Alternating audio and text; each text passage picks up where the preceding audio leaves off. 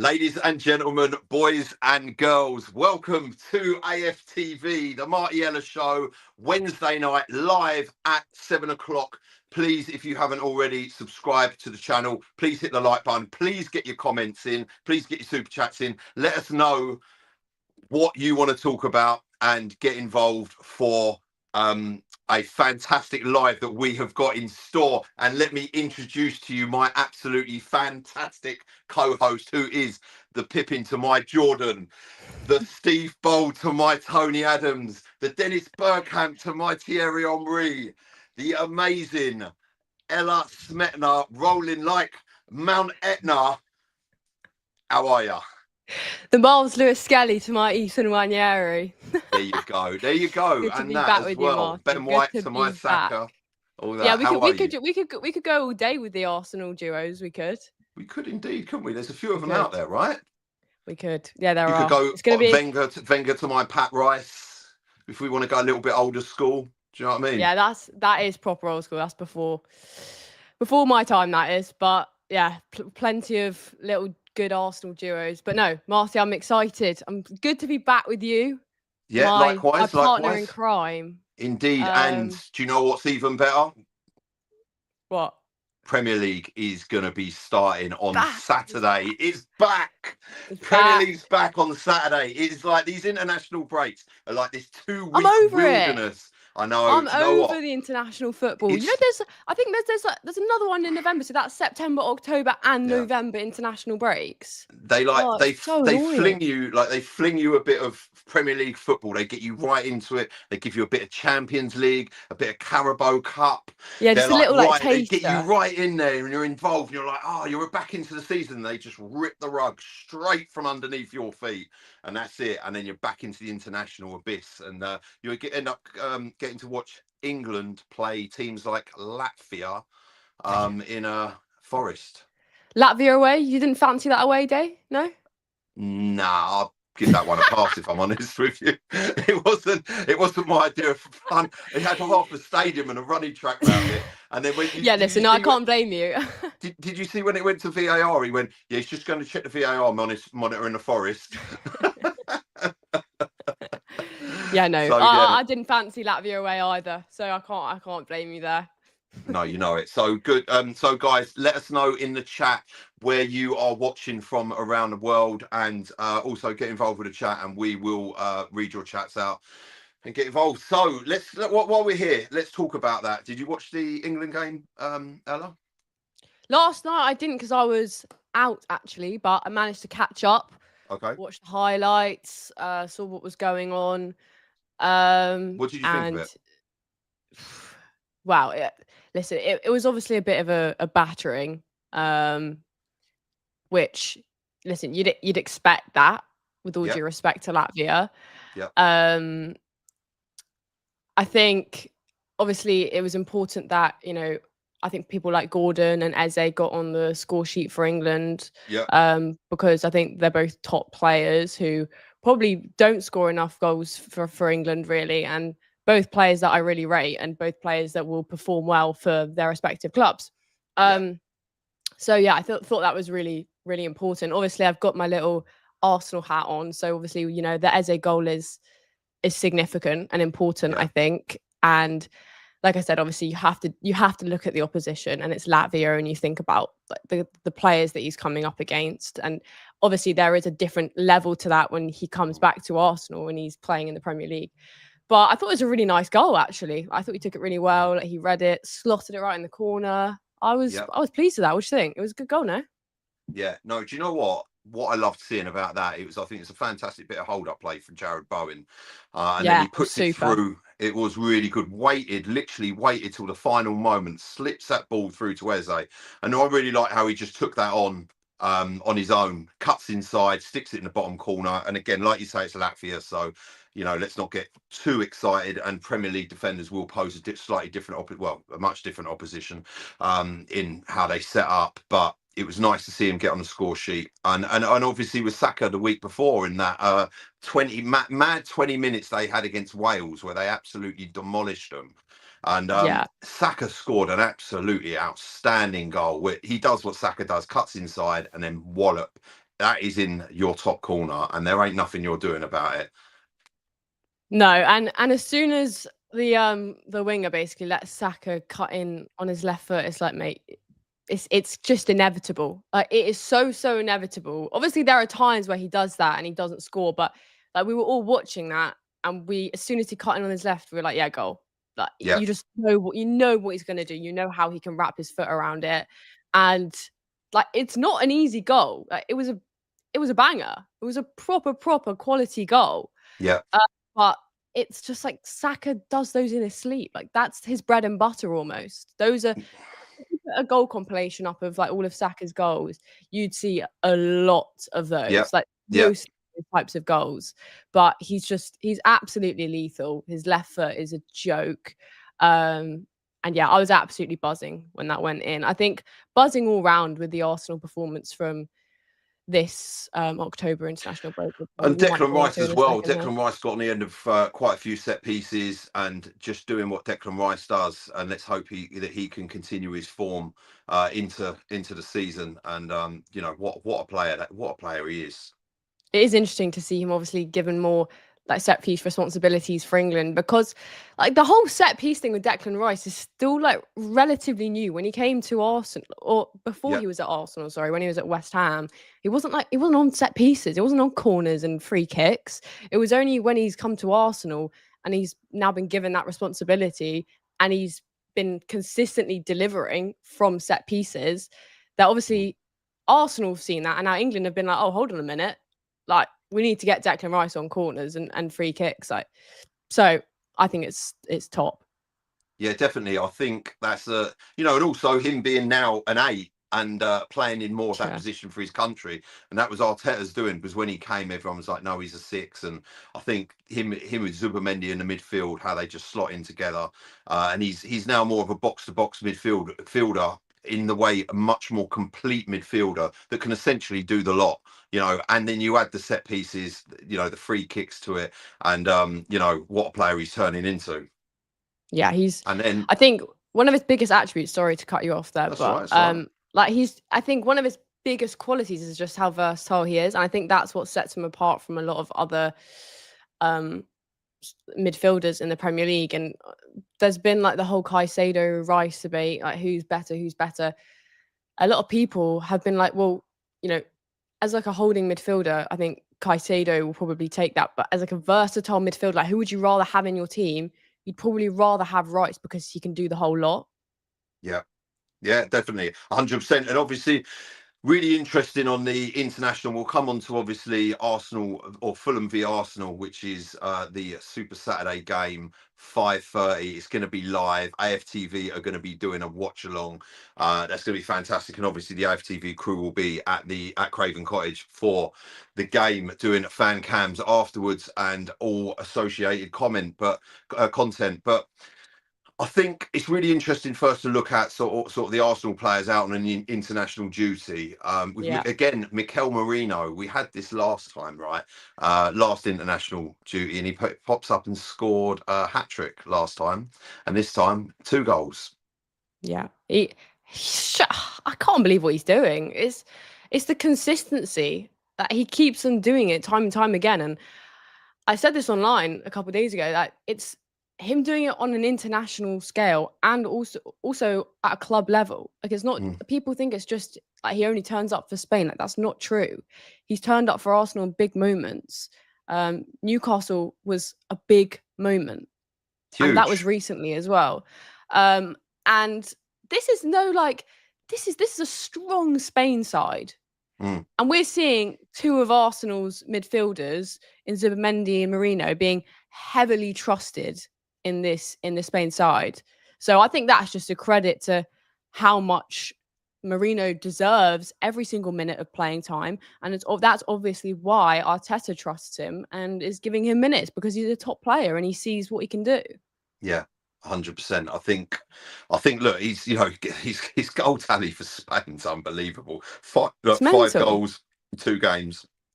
And yeah, he's hitting those numbers. It would be nice to see him replicate that for Arsenal, obviously. But like you say, I'll take that goal against Newcastle for a few of those all day, every day. That's what you need. So, and then obviously you've got Martinelli scored as well. Yeah, I saw that Brazil. goal. Brazil ended up losing that game, but it was a decent little goal. I think more than anything, people like Martinelli and Trossard picking up goals is just, nice to see them scoring, a bit of confidence. Trossard's goal was decent as well. It was not a bad goal at all. I think, like I said, it's just about them continuing to score. And Trossard and Martinelli have popped up recently, which I very much like. I want to see both of them getting goals and assists. I think that's the most important thing, is to see them keep scoring. And ultimately, that's what's going to play a part in confidence and them performing for Arsenal. Definitely. So let's go straight in to the big one on Saturday. It's Fulham v Arsenal. It's a ground where we haven't had the best of results, if I'm honest with you, over the last couple of seasons.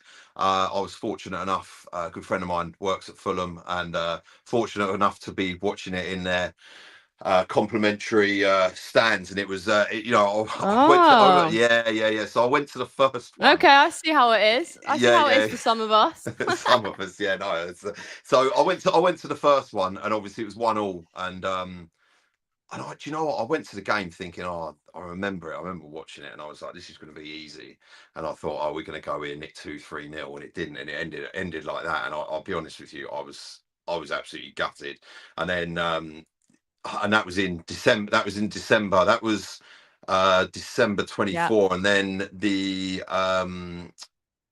other game we lost 2-0. I believe. Sorry, talking about the season before, or season after, last season. Oh right, last season. Yeah, we lost. Last season was 1-1. Oh, sorry. Last season was 1-1. The season before, when we lost. Before that, we lost. That was it. We lost. And do you know what? And I was in with a load of Fulham fans as well. And watching that was, it was painful. It was horrible. And it's a ground that we had. Go on.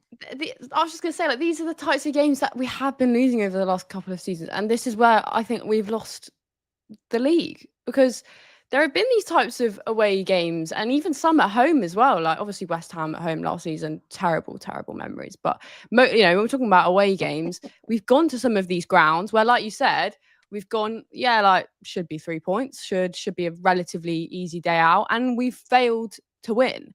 And that is what has been the biggest obstacle, I think, of us getting our hands on a Premier League trophy. Yeah. So it is. Like when you talk about the game last season, we should have won that game. We should have won that game, and we nearly did, because Saka got his goal ruled out because Martinelli was offside in the build-up. But I was looking at the stats for that game. We were absolutely all over them. I know. We had 66% possession, 12 shots to their 4, and our XG for that game was over 2. So basically we should have scored 2 goals, and we should have won the game, but we didn't. We just couldn't find a way to win. And that has been the problem with Arsenal over the last couple of seasons. I think it was incredibly frustrating. Hugely. And this is a team, no disrespect to Fulham, obviously. They've had their struggles over the years, and it's a team that I've always been really confident of going to either Craven Cottage or hosting them at the Emirates and doing a number on them. And we've had a really, these last couple of games have just been tough against them. And a couple of games, I remember one at the Emirates where we only narrowly won it as well. And this to me was a team that we should have been blowing away. But like you said, it's important to get the 3 points. And that is it. These are the must-win games. It's, people say about beating obviously you want to win every game, but beating the Liverpools and the Manchester Cities, as much as they are, you want to win those games. It's when you're playing. Listen, Fulham at the moment, they're a mid-table team. They're very up and down. They're very inconsistent, and I think their own fans will openly admit that. And this was a team as well. The last few seasons, they've done really well. They've got Emil Smith-Rowe, who can't really get in the side. He's playing 10 minutes here, 10 minutes there, which is bizarre to me. Is that not weird to you? Because I always think, how the hell is Smith-Rowe not getting in this Fulham side? I can't believe it. Do you know what? It's weird. He's lazy. That's the truth. He's been injury prone.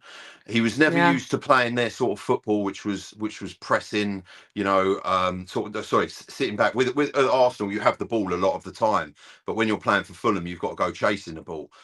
He couldn't do 90 minutes. He had a few injuries, and then he's just lazy in matches. And they've got Josh King as well, who's been doing an absolutely fantastic job there. He's a youth player. He's 18 years old.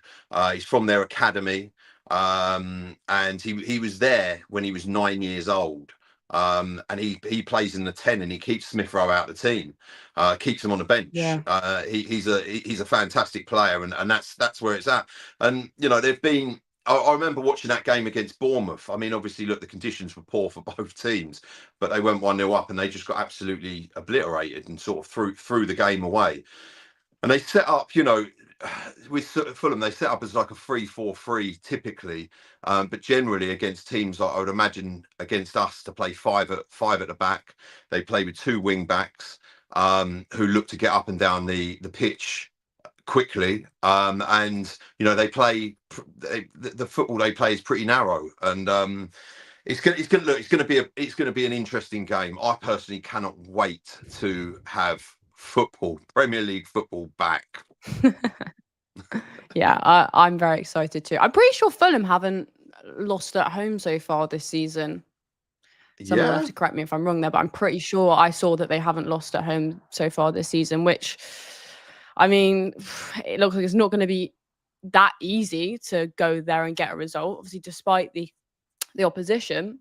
I think they've got a good manager as well. So I don't think Fulham are pushovers by any means. But when you look at this game, there should be 3 points, and I think it's also more about the bigger picture when we look at the run that we've just had to endure, and also the upcoming games that we've now got. And you obviously do have to look at Liverpool, and then potentially having a couple of tricky fixtures coming up, like we saw last week. That was the first of a couple of difficult fixtures they've got coming up, and they lost. So you never know what could happen, but it's just more that we need to capitalize, and we need to use the less harsh fixtures that we now have coming up to really hopefully gain some sort of a points advantage, because it's 1 point that we could easily be back second in a couple of weeks, or third. A lot of things can change, so we have to try and get some sort of a lead, and take advantage of these sorts of fixtures. So how do you see this game against Fulham going at the weekend? Obviously, from what I know, apart from Odegaard, it's a shame, obviously, to hear that Odegaard's now going to be out for sort of 8 to 9 weeks. With a semi-serious injury. He's out for plenty of time. It's a shame that he's picked up. He's had just shoulder injuries. Now he's got the knee. He had the ankle, the shoulder, now the knee. It's not been good. And do you know what? The thing with Odegaard as well, he's been under a lot of criticism. He is our club captain. He's been under a lot of criticism from Arsenal fans for performances, and then he's picked up this injury, and luckily enough we've got Eberechi Eze to jump in to the position, and I can really see him nailing this down and making it his position in Odegaard's absence. And as long as Arteta plays the right system. Well, I think I don't see how he won't play Eze in the 10. I can't see. Obviously, you've got Martinelli and Trossard for the left hand side, and obviously people will turn around and say, they're not up to it. But when you've got Eze in the 10, you've got Zuberman, you've got Rice in that midfield, and then on the right hand side you've got Saka and Gyökeres up top. So I like how that's set up. I can't see Arteta setting out any differently with Calafiori, Saliba, Gabriel, and Timber at the back, and Raya in goal. Yeah, I agree with that. I just hopefully he does.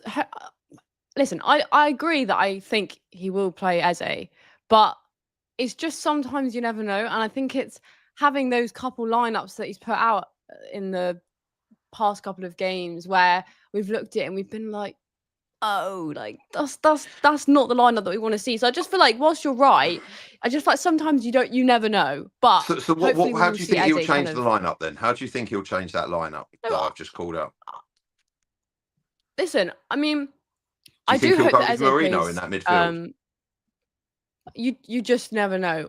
Listen, he might play him off of form. I don't know if he's the right person for this like Fulham game or whether this is like really Marino's game to start. I like having Marino as an impact substitution, to be honest with you, but Okay.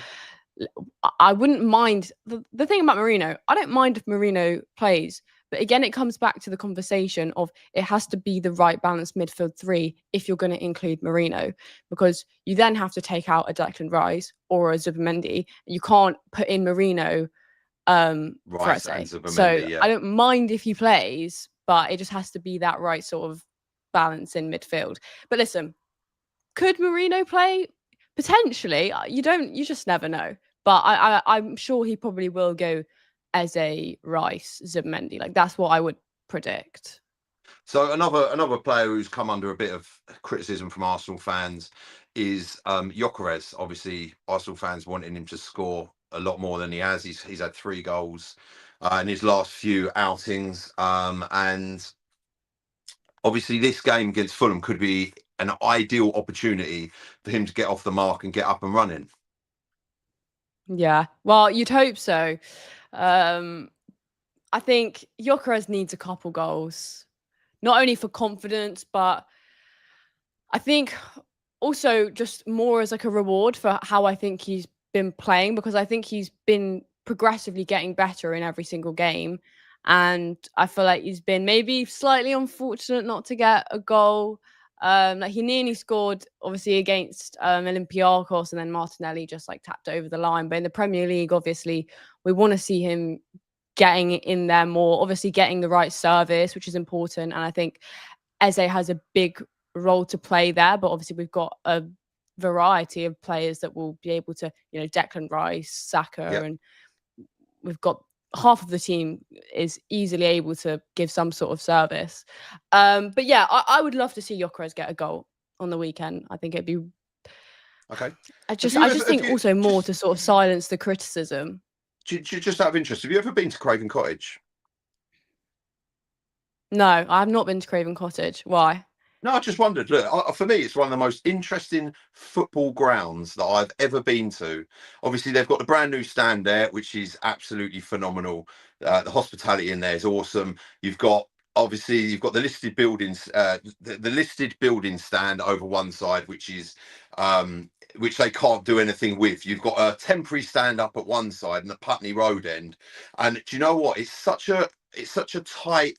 It's one of those sort of old school stadiums where it's so tight on the ground. You can literally touch the players from the sideline, and it's a very unique atmosphere. And do you know what? It's a really classy ground and a place that I really like going to. I really Mm. enjoy it, They've if I'm redone honest. quite a lot of it, haven't they? They have. Well, they've got the new stand. That's all up and running, and it's a really, yeah, Right. it's a decent ground. Interesting. So right, so the referee for the game is Anthony Taylor. Any thoughts on that? I'd rather not read into it, to be honest. Really? I'm so bored. I'm so bored of the referee conversation, because who do we want then? Are there any good ones? Like, is there anyone that you'd particularly want? I feel like they're all the same. It's like, is there probably going to be a dodgy decision? You put a bet on it, Is but there going to be a dodgy decision? but listen, that's It's that's Anthony with most Taylor. games now. This is what he Yeah, does. but no, it's not even about the referee. Yeah, It's just yeah. about the Premier League and the refereeing in the Premier League. It's not about him like singling him out. It's just the poor level of refereeing, I think, in the Premier League. And I think that needs to change. But Do you yeah, do you not think to it's that single out bad? Anthony Taylor. Do you think it's that bad? Do you think it's the referees? Do you think it's VAR? Do you think it's the people in Stockley Park that are operating VAR? I think it's potentially a little bit of a couple of those. I think the refereeing is poor. Yeah. I think for the level of the league we have and for how respected this league is around the world, like everyone says the Premier League is the best league. But Mm. then why do we have some of the worst referees?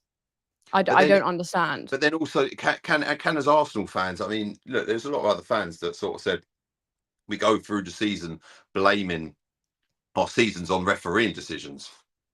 Can we go for another season No, doing no, that? of course not. Of course not. And I would never, I would, unless there's something that's really bad, I would never blame an Arsenal performance on single-handedly on the refereeing. I wouldn't. But listen, we have seen refereeing decisions Yeah. that have ultimately been wrong and have impacted the final score. And like that can't happen.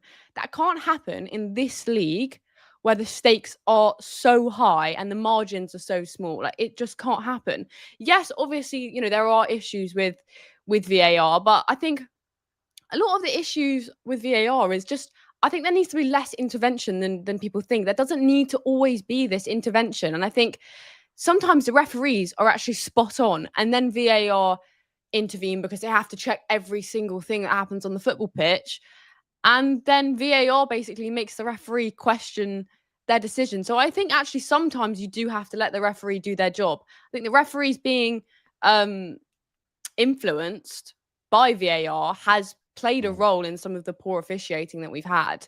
But listen, I do think in general that whole VAR refereeing PGMOL needs to be sorted out and it needs to be better because it is impacting the league. I know you're smiling, but like it actually is. It's No, no, not good enough, I don't think. I completely hear you on that. I really do, and I think, do you know what? They're obviously, I've watched it. Some of the decisions haven't been right, but I think it's a tough one. It's like, I know what's at stake this season, right? And the reason why I brought up the referee, it's something that, listen, sometimes, if I'm honest with you, it goes your way. It's trying to ascertain the consistency of whether it's VAR, whether it's the referees, or it's a bit of both. And whether this whole system needs to be re-looked at again, because I think it was after remember with Frank Lampard's goal I think it was the Euros against Germany where we lost 4-1. I think it was 2-1 at the time. And then the ball went over the line, and that's where goal line technology came into play. So examples like that of football. So what does it take for this VAR situation and referees to be looked at? Because, obviously, not to go into it, there was a situation with David Coote as well. And this whole refereeing thing that needs to be looked at as a whole. Well, listen, goal line technology and automated offsides need to stay. That without a doubt. Those are crucial. It's more the subjective decisions that two people sat in a room are then influencing the on-field referee. That I don't like. Listen, offside is objective and goal line technology is objective. Yeah. Those are not down to opinions that it's yes or no. Yeah. Is something a penalty, and is something a handball, that is subjective. And ultimately those decisions, that's where we're seeing games where we're and ultimately inconsistency. If you think back to before we really had VAR, no one was talking about like poor refereeing decisions, and no one was talking about like games being decided by bad decisions, and they every single week basically saying they got this so wrong. It just the referee, whatever the referee said, that's it. When you basically make the referee start to question their own decision, I think that's where they're making mistakes. Yeah, of course. No, I get it. So let's take a little look ahead at this weekend's fixtures. Obviously, one of the biggest games for me that stands out is Liverpool versus Manchester United. Now, what do you reckon the chances are of Manchester United doing us a huge favour and beating Liverpool? Or drawing, 1%? or nicking a draw? Sorry? 1%? You reckon it's that slim? Listen, I don't ever put my faith in Manchester United, and particularly not the Manchester United of this season, because if you've watched any of Manchester United, I have. You'll know you don't put bets on Manchester United to win football games this season. Like, right. You just don't. And listen, they got a win last weekend. That's good, but they haven't won back-to-back Premier League games under Ruben Amorim. So what are the chances? Not very high based off of But previous that's actually a games this stat, isn't season. it? That It's Ruben mental. Amorim. It's Mental. funnily enough, actually. Do you know who would, if Amorim got sacked, that Manchester United would probably look at is Marco Silva of Fulham. I think there are multiple Premier League managers that would be looked at. I think the Bournemouth manager, I think Glasner. Yeah. But ultimately, definitely. it's like, how long does... Yeah, he's a top manager. I just don't know how long Amorim has. Because United have been so poor. How long can he really keep his job with the way United are playing? Jim Ratcliffe Surely came not out the long. other day and said that he's got another 3 years. Yeah, that's Do you why not think that's true? read No, online. There's no way he might have said that, but we all know he doesn't it. believe that. He And I promise you, he might say that, but he doesn't actually believe that. And I wouldn't be surprised if things don't change, that if he gets sacked before Christmas, like without a doubt. There's no way, because you can't this is Manchester United that we're talking about. Yeah. Like, this is not acceptable. And if they keep him, then what are they saying for the standards of their football club? Yeah, because they shouldn't accept those sorts of standards. No, they shouldn't. Not good enough. So another fixture that stands out to me is Manchester City v Everton. It seems that everyone's sort of slightly maybe written off for Manchester City in this title race a bit, and there's just kind of this talk of obviously Arsenal need to win it and it's Liverpool, and it's between them two. But how do you think Manchester City are going to be faring this season? Obviously, Rodri's out now. We know he's out for a while. He's not been comfortable with the knee for periods of time, and he's been playing with discomfort. Whether or not it's fully healed. What are your thoughts on that, on City? Yeah, I've never ever written Man City off this season, because I think that would be extremely naive. We know what Man City can do, and ultimately, yes, I do think this is a different Man City to what we've seen previously under Pep, but we still know that this is a Man City that could still probably win the Premier League. I think the biggest thing is also looking at the summer transfer window, even some of the transfers they made in January last season. Like, they've made some top recruitments. They've got a good team. I do still think, though, an injury to Haaland could make it interesting. They have got players that can play, obviously, up front. Like Marmoush, you could probably stick Marmoush up at the striker. But when they sold Alvarez to Atletico Madrid, like, did they ever fully replace that? I don't know. Yes, they've got the players that can play there. They've got a good enough squad and a good enough team. But I would never write Man City off, because they're a top side. And would you, if Haaland got injured, would you? Would I write them off? Yeah, that's the season. Seriously, no, you think they've got that much depth as well? Listen, Haaland is obviously a big part of huge City, and he's a big part of them scoring goals this season. But I still think if you take Erling Haaland out of City, yes, it does get interesting, and obviously I think it'd be more difficult. I still don't think you can ever write them off. I'd fancy us to finish above them if that happens. Yeah. But could they still win the league? Obviously, yes, they still could win the league. They're very dangerous, and it's Pep Guardiola. He knows exactly what he's doing when it comes to winning the Premier League. So yeah, right, you can't write them off. I've got a question for you, Ella. I'm going to chop it up a little bit. Hit me. Something a bit different in this live. Obviously, talking about the Premier League hasn't started, so there's not bundles to talk about. I want to know when your first game that you ever attended for Arsenal was.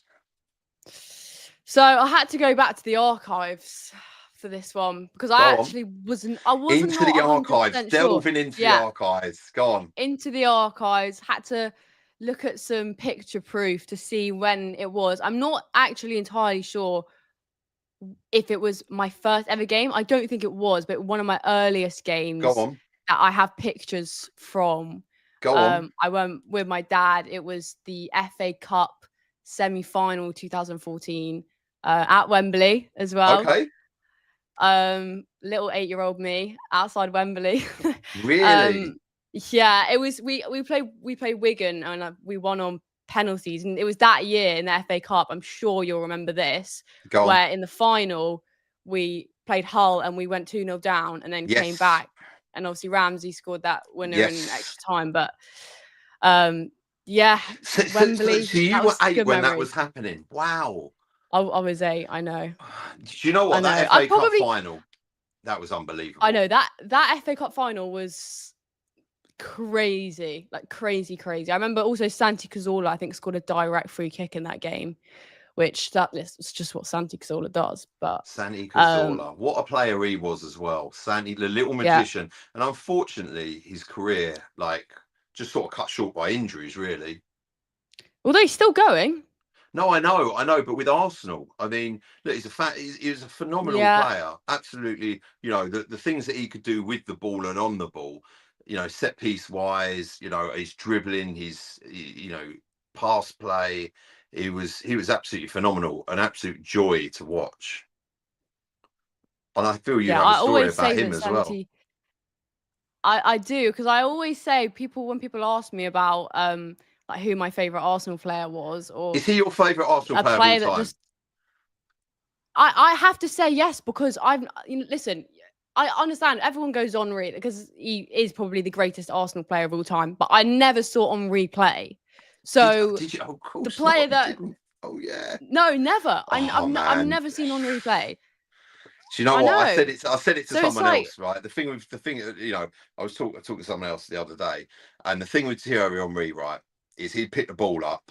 He could do everything, the lot. There wasn't anything this guy couldn't do. And he was the sort of player that would say, right, he'd pick up the ball in his own half and he'd be like, I am going to take it past your entire team and I'm going to stick this in the back of your net, and there ain't nothing you can do about it. That's how good that guy was. And he could finish from outside the box. He could turn yeah, on a sixpence. And watching him live was something else. The speed and velocity that this guy played at was absolutely out of this world. Having that guy in your team, it wasn't a case of if he was going to it's a score, it cheat was code. when he was going to score. He was phenomenal. I Yeah, remember watching like these teams. It was like the Invincible season. I watched that Invincible season, and I remember watching Arsenal then. I was never in any doubt. You know, when you watch Arsenal, it's like you watch Arsenal now. You don't expect us to concede or leak goals, right? Because we're so yeah. solid at the back. And look, if we do, it's usually a wonder goal, because you just know that we're so well drilled. This is what we do. This is how we play. And watching those teams, I remember like watching 1990, 91, that team as well. I just knew we were going to win most games. And having the assurity of going to those games. And I remember, obviously, I was a kid then when I watched those games. And some of the drubbings that we gave out teams, it was like going to Highbury at the time. It was just pure joy and pure fun. It was like, how many goals are we going to score past this team? I mean, we beat Villa once 5 in that season, 5-1. We beat Derby 3-0. Last game of the season we smashed Coventry 6-1. And it's just these games. I think we done Chelsea at home 4-1 as well. You know, it was just, you know, they say it was at the time 1-0 boring Arsenal, but it actually wasn't. There was some really Hmm. free flowing football, and we were solid at the back. It reminds me a lot of this current team, how we were at the back. So it goes without saying that your favorite ever player is Henry, right? I feel like it's got to be right. I think he is. Yeah, I think he is. David Well, Seaman, if thinking I want. about it though, who Look, else? Okay, David David Seaman. Seaman. When I was a boy growing up, he was like my idol. Obviously, being a goalkeeper, he was the guy that I looked to, and you know, he was safe hands. He was a fantastic goalkeeper. He was just solid. Again, you looked at him. He just made the goal look small. He had safe hands. It's just everything about. Listen, he wasn't that great with his feet, but back then, football as a goalkeeper, you weren't expected to really play the ball, but his kicking was phenomenal. His distribution, his drop kicking, you know, those goals, they put it down on the floor and they distribute it around the pitch, and he was absolutely phenomenal. And yeah, I loved watching him. I really did. And what a career he had at Arsenal. But yeah, Thierry Henry definitely was. I mean, look, I don't think there's most football fans. If I'm honest with you, you can argue with watching Thierry Henry. He was just he's a Premier League legend. Well, it's like I understand, because like when you're asked that question, it feels like there's only one answer really. Yeah. But when people ask me that, I almost feel like I kind of have to I have to say who kind of was my favourite growing up, like who made me fall in love with Arsenal.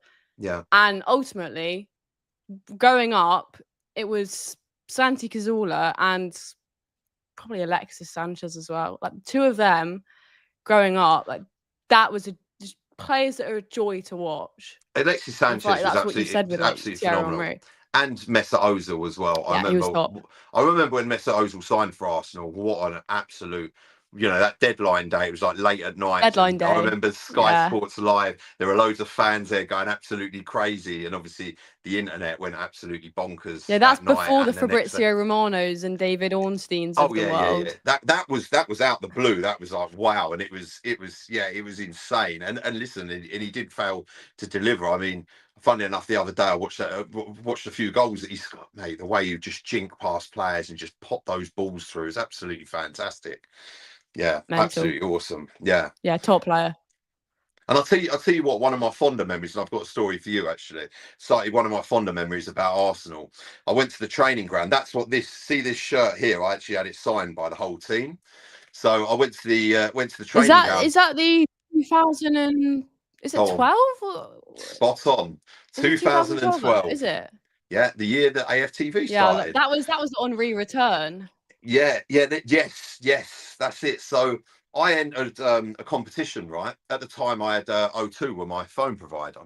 Okay, so there was this thing that Oh. answer. They sent over this email, answer 10 questions, Arsenal related questions, and win a day with training with Arsenal. Come to the training ground, meet the players, sign this. So anyway, I thought someone said to me, said, "Oh, you might as well do it." I thought, all right, I'll do it. So answered the questions. And if you're an Arsenal fan and you know Arsenal, they're pretty straightforward. Answer them all. Anyway, about over a month and a half has passed, and I get this phone call from a withheld number. Anyway, it's this guy who goes, "Hi, I think it's Dave from Arsenal Football Club. Yeah, you've won a day at the Arsenal training ground to come down and train with the Arsenal players and meet them and sign your shirt." And I was like, "Oh, F off, mate," because at the time, one of my mates that I knew. Someone's taking the you No, thought yeah, I someone was was like, taking the someone's trying to mick. have me here. I said, because one of my mates at the time actually ringing up people pretending to be Bam Bam from Kiss, Kiss Radio, and saying, "Oh, you've Oh. won a competition, you're live on air," and all of this stuff. And he'd do it with heart and all these prank calls. So I obviously straight away thought it was him. He just liked to have a laugh. And then I went, "Oh, but listen, Dan," "I'm not in the mood today. Like, this 2-1, mate. It's good wind up. Well done. You nearly got me." Hung the phone up. Anyway, the phone's rung again off this withheld number. And I went, "Hello?" And he went, No, seriously. It's Dave from Arsenal Football Club. This isn't a wind up." And I went, "All right, mate." I went, "Listen, I'm not in the mood for it today." And I hung up again. So anyway, the phone's rung again. And I picked up the phone and I went, "What?" And he went, No. He went, "Don't hang up. Seriously, Martin." He went, "Look," "You've won a competition. I'm going to send you an email now." He goes, "You've won. Come to the training ground." He went, "It's so and so, so and so." And he goes, "Wait, while you're on the phone, I'll send you the email." And it came up. I can't remember his name, from Arsenal Football Club. And obviously the email came through and I was like, "Oh my God, this shirt nearly didn't happen because I put the phone down on the guy that worked for Arsenal Football Club nearly 3 times." To be Okay. fair, Marty, I probably would have done the same. I know, it was so, honestly, it was so bizarre. It was the weirdest situation. And then obviously the day come, and anyone that's been to, well, it's by London Colney, which funnily enough, so Watford train next door. Their training ground used to be is London Colney, where Arsenal used to train. Then Arsenal sold it to Watford. Now Arsenal obviously train at the Sober Realty Centre, and it's a phenomenal training ground. I mean, back then when I went there in 2012, they got us in there. We had breakfast. We ate the food that the players ate, and it was absolutely out of this world. They had a chat with us. Martin nice. Keown there, Ray Parlour was there, and it was an awesome day. It really was. It was something else. And then obviously they took us around, they showed us around the campus, and then we went into this 4G pitch which was undercover, and did training exercises. And then there was one training exercise we had Ray Parlour drilling in balls into the penalty area, right? And then obviously you'd run onto it and try and put it past the goalkeeper, and it was brilliant. I mean, Ray Parlour just drilling balls in, and Mental. it's crazy. And then they showed us around the rest, more of like the gym and stuff like that. And then we went out, watched the first team training, met the players, met Arsene Wenger. Arsene Wenger like did a Q&A session with all of us. Really, really fantastic guys you could imagine, and some of the the stuff that he was talking about was phenomenal.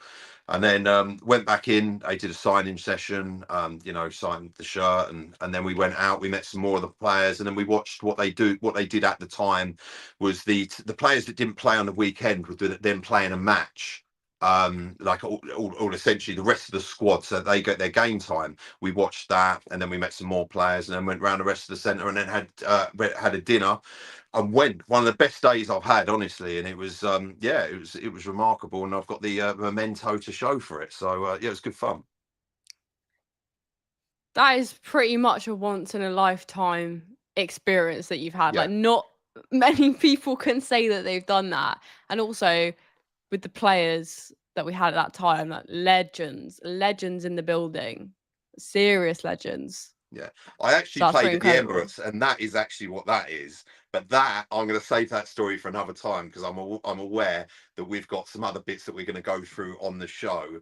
But yeah, that was we have got playing at the Emirates in a cup final. That we save it for next week. I'm gonna. That's if we're still here next week. Save it. So right. So, assuming that we will be. Yeah, let's hope we are. Let's hope we're not fired by then. So the this part of the show. So this part of the show, this is where we have gone for goal of the week, where we are gonna speak about goal of the week and why. So, Ella, goal of the week. What is your pick for goal of the week this week?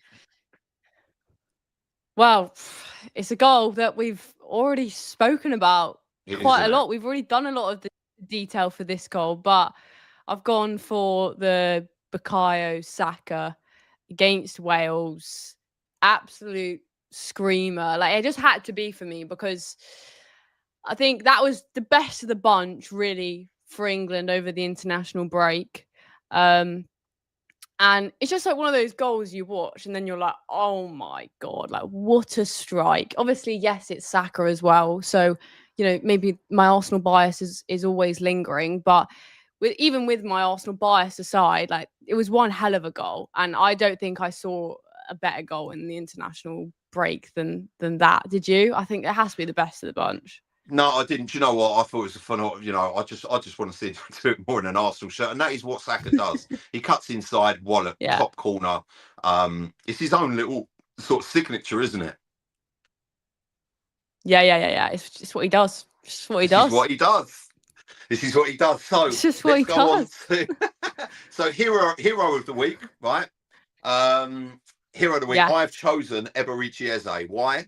He's come on, taken on not after team, stuck the ball in the back of the net. Listen, I love Ebbs. He's fantastic. What an absolute phenomenal talent he is. He's come in and just done the business for England. I know, listen, they're coasting at the time, but I just, it's nice. He's funny enough, he scored 2 goals for England against Latvia as well. That's his second England goal against the same team. Listen, not the best opposition, but a really well taken goal.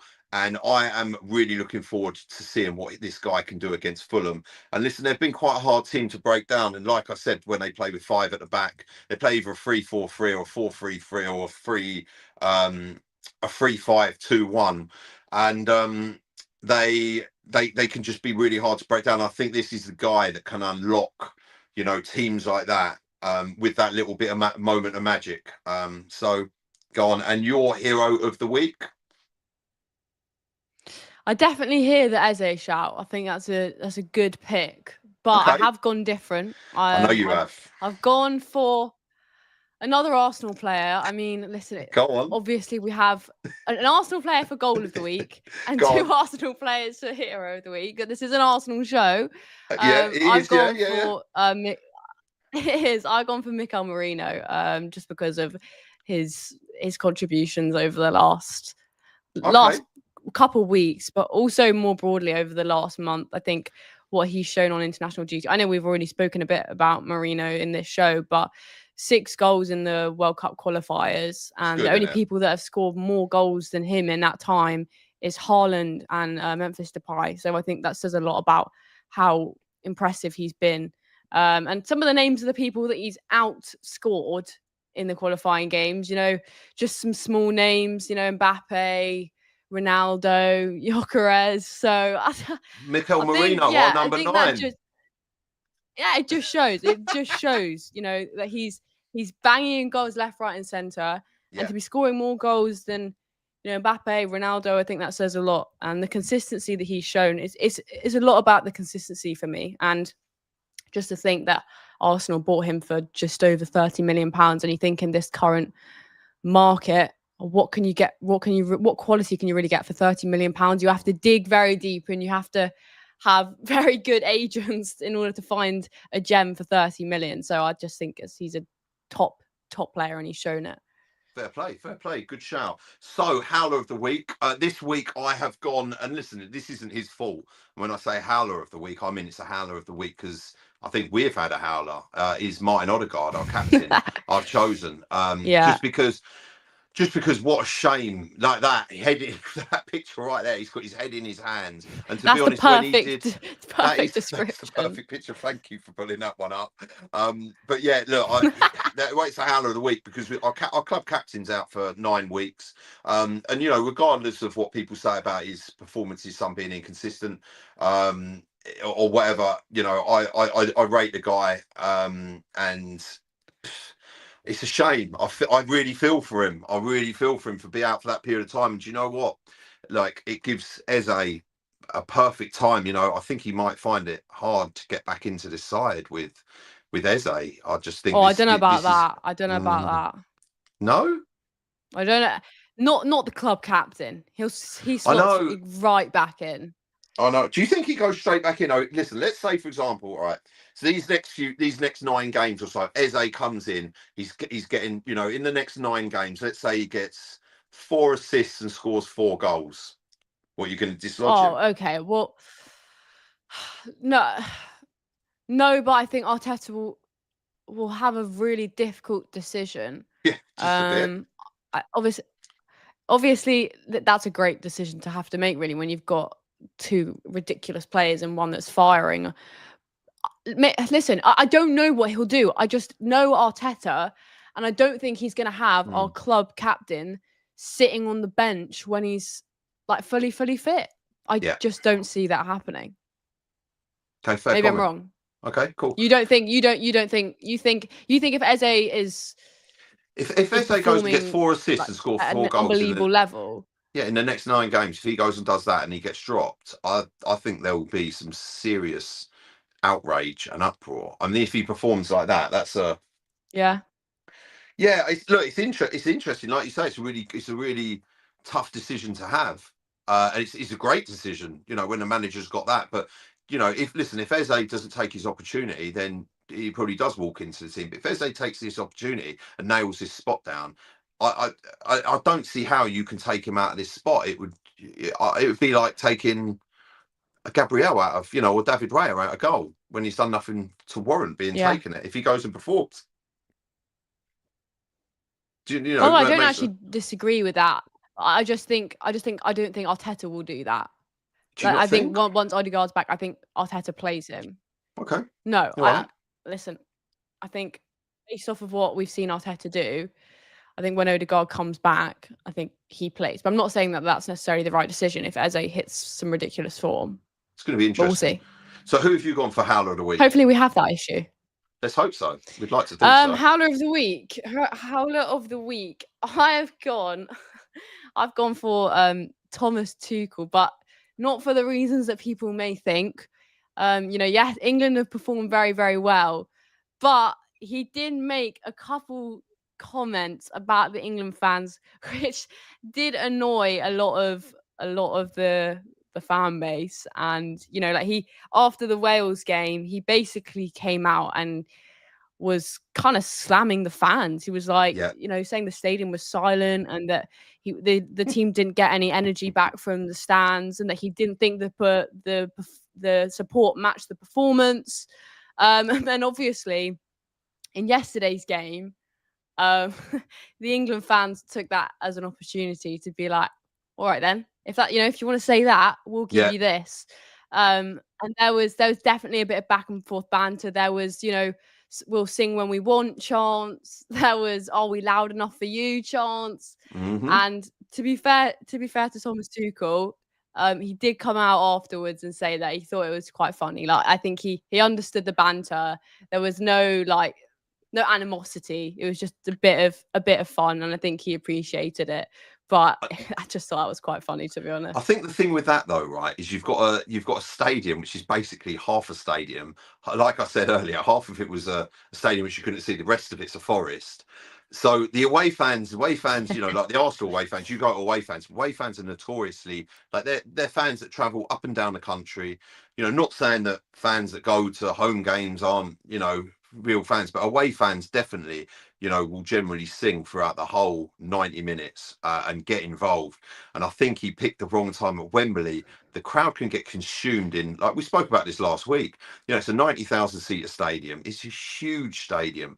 And, to fill it and if it's not full, it feels empty. And especially if it's when it's not quite full and the majority, maybe 40% of those fans or 50% of those fans aren't vocally on point, shall we say, you're going to acoustically struggle.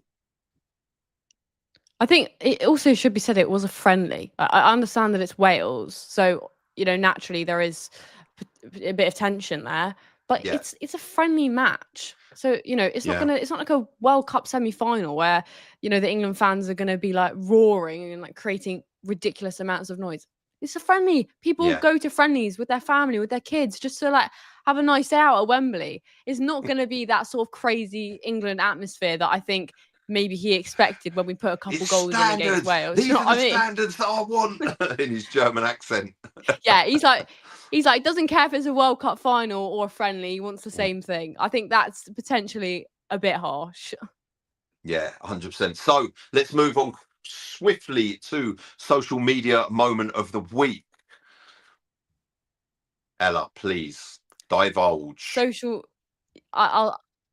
I shall start this one off, and I might have to do a bit of an explainer here, because there'll be people that have definitely seen this, but there might be people who are a bit confused. So I've gone for social media moment of the week. This little moment from the FA Cup draw, which I'm pretty sure was a couple of days ago. It was 2 days ago. It was on the 13th. It was Joel Ward and Mikel Antonio who were pulling the balls for the FA Cup first round draw. And Joel Ward pulls out the number 67. Now, for anyone that doesn't know, there's this massive meme basically going online. The 6-7 meme, basically, people call it. And it started with this rapper who released this song, and the 6-7 was like one of the lyrics in it. And somehow that has turned into a social media like phenomenon. Everyone is using it, saying it, talking about it. But the last thing I expected to see was Mikel Antonio pulling out 6-7 on the FA Cup draw. I was watching it live as well. And Joel Ward just looks at him immediately after and is like, what? He's like, I can't believe you just done that. It's something you might expect like a 12-year-old boy to do, and Mikel Antonio is pulling it out in the FA Cup draw. It's just, it's one of those. Social media loves it. People love to see that. Mikel Antonio will think that he's down with the kids, down with what people are saying on social media. It was quite funny, to be honest. It did make me laugh. Yeah, have you seen it? Have you seen it before, Marty? The whole meme? Yeah. I have. Yeah, it's. I don't think you can if you look on social media, especially X. Not that I go to X that much. It's not really my sort of go-to, as it were. But I mean, you can't help but miss it. That is why we have social media moment of the everywhere. Week. There you go. It's here. It's there. You've got to acknowledge. You've got to acknowledge these things. So as we bring the show to a close, thank you very much, everyone, for watching. Please catch myself and Ella. We will be on the AFTV watch along for Fulham v Arsenal live from Craven Cottage at 5:30. We will be doing the starting 11 show, which will be live from 4 o'clock as well.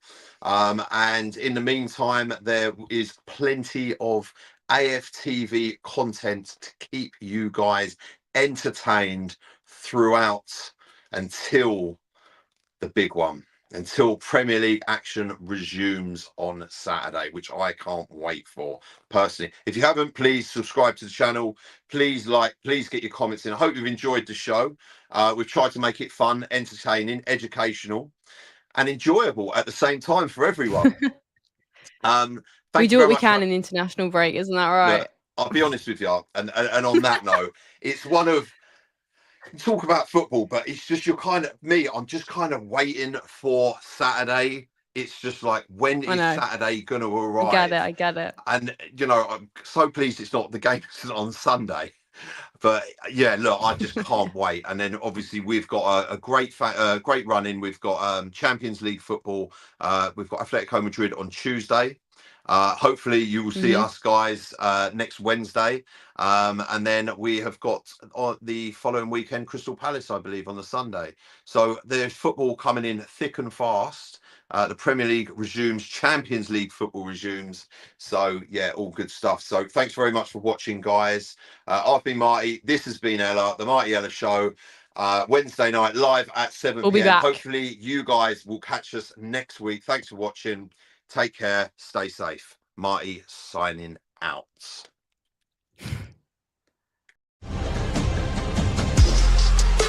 GFN Soccer TV, with all your favourite shows in one place, is now live in the UK with Samsung TV Plus.